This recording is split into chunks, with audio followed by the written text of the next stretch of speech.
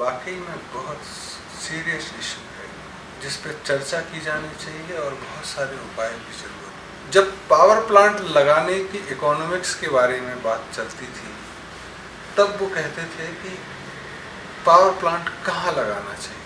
तब इकोनॉमिक्स कहती कि जहाँ कोयला हो, पानी हो, सॉइल ऐसी हो जो लोड ले सके, या जहाँ मार्केट हो, जहाँ कंज्यूमर हो। तब डायनेमिक्स ने कहा कि नहीं, पिट हेड जहाँ फ्यूल एबंडेंस में है, वाटर एबंडेंस में है, वहाँ प्लांट लगाओ, और जहाँ मार्केट है वहाँ तक हाई वोल्टेज ट्रांसमिशन से आप इलेक्ट्रिक सप्लाई करो। इस पूरे के पूरे परिवेश में एक और चीज़ थी कि फिर आप जहाँ लगाना चाहें, तो पूरे भारत में या दुनिया में मोस्टली पिट हेड या फ्यूल के पास प्लांट लगे और पानी डैम से पूर्ति के लिए सोचा गया। कुछ नेताओं के या कुछ दूसरे लोगों के हिसाब से प्लांट लगाए गए कि नेशनल अगर वार सिनेरियो हो तो एक साथ बिजली खत्म ना हो जाए, इसलिए थोड़े स्कैटर्ड लगाओ, और फिर मेरी मर्जी कि मेरी कंस्टिट्यूंसी में एक बिजली लगी। जब इसका ट्रांसमिशन शुरू हुआ और फार फ्लंग एरिया में हुआ, तब इकोनॉमिक्स आई कि किसकी बिजली सस्ती पड़ती है। तो पहले तो सप्लाई की बात थी कि कम एट व्हाट कॉस्ट, आज हो गई कि नहीं एट व्हाट कॉस्ट। फिर दूसरी बात आ गई, हु इज चीप। तब आपका जो दूर वाले प्लांट हैं उसकी बिजली कोई खरीदेगा नहीं, और जो पिट हेड है उसकी बिजली जाहिर है सस्ती पड़ेगी तो उसकी खरीदी जाएगी। इस पूरे के पूरे आयाम में कहीं भी ये नहीं सोचा गया कि जो पावर प्लांट के पास रह रहे लोग हैं उनकी क्या दशा, पावर प्लांट में रह रहे लोगों की दशा क्या हो।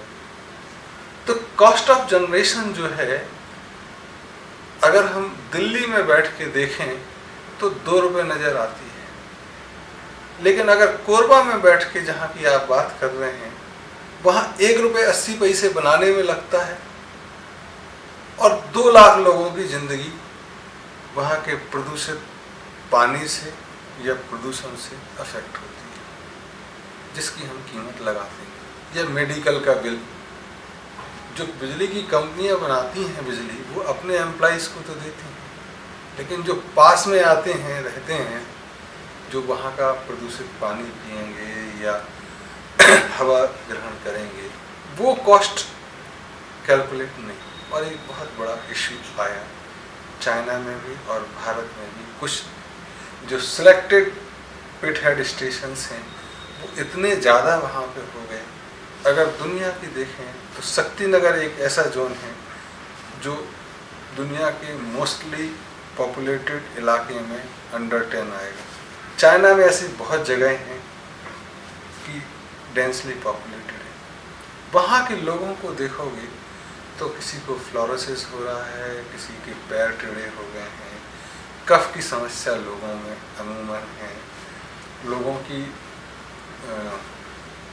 सेक्स पावर कम होती है, हाइट हाइट जो भी तमाम चीज़ें जो हैं कांस्टेंट पॉल्यूशन से, एयर पॉल्यूशन से और वाटर पॉल्यूशन से वो अफेक्ट हो रही है। एयर पॉल्यूशन से तो तब भी कम है, वो उन्हीं लोगों की है जो कोलरीज में काम करते हैं या एस प्लांट में काम करते हैं। लेकिन जो वाटर है, सीवेज या एस डिस्पोजल के इफेक्टिव ना होने के कारण वो उसमें मिलाया जाता है, तब वाटर बॉडीज में मरकरी, आर्सेनिक और दूसरी तमाम चीज़ें आ रही हैं। It's very highly toxic. और समटाइम्स तो पानी का पीएच जहाँ से सोर्स होता है 8 से 9 या 10 तक भी पहुँच जाता है। लोग कहते हैं ऐसे कैसे जिंदा है। तो आपका क्वेश्चन बहुत ज़रूरी है एड्रेस करना। इस पूरे के पूरे आयाम में जो चीज़ नहीं सोची गई वो बिजली की कितनी ज़रूरत है, इस पर चर्चा होगी। चुनाव के चुनाव लड़े जाते हैं बिजली, सड़क, पानी, और जहाँ पावर हाउस है उसके 5 किलोमीटर दायरे में बिजली नहीं मिलती। पावर प्लांट लगने के 30-30 बरस बाद भी। तो अगर कोई कहे कि बिजली बहुत ज़रूरी है तो प्रश्न होता है कि शायद हम बेवकूफ़ बना रहे हैं। अगर होती तो यहाँ नहीं होती बिजली। और ये तो रह ही रहे हैं। पूरे भारत में इलेक्ट्रिफिकेशन हो रहा रेल का। शक्ति नगर के आसपास रेल अभी भी डीजल से चल रही है।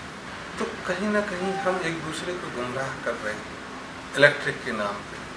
हमारी बुनियादी आवश्यकताएं, पहले खाना मिल जाए, कपड़े पहनने को हो जाए, छत हो जाए, शुद्ध हवा रहे, शुद्ध पानी रहे, ये पर्याप्त। बिजली नहीं हो तो तब भी जिंदगी चलती है। बिजली नहीं होगी तो एसी वगैरह नहीं चलेंगी, हीटिंग जो भी नहीं होगी, तो मौसम तो ठीक रहता है। और मुझे अपनी ज़िंदगी में याद है कि कुछ बरस तक हमने नए मकान में रहने के कारण बिना बिजली के रहे।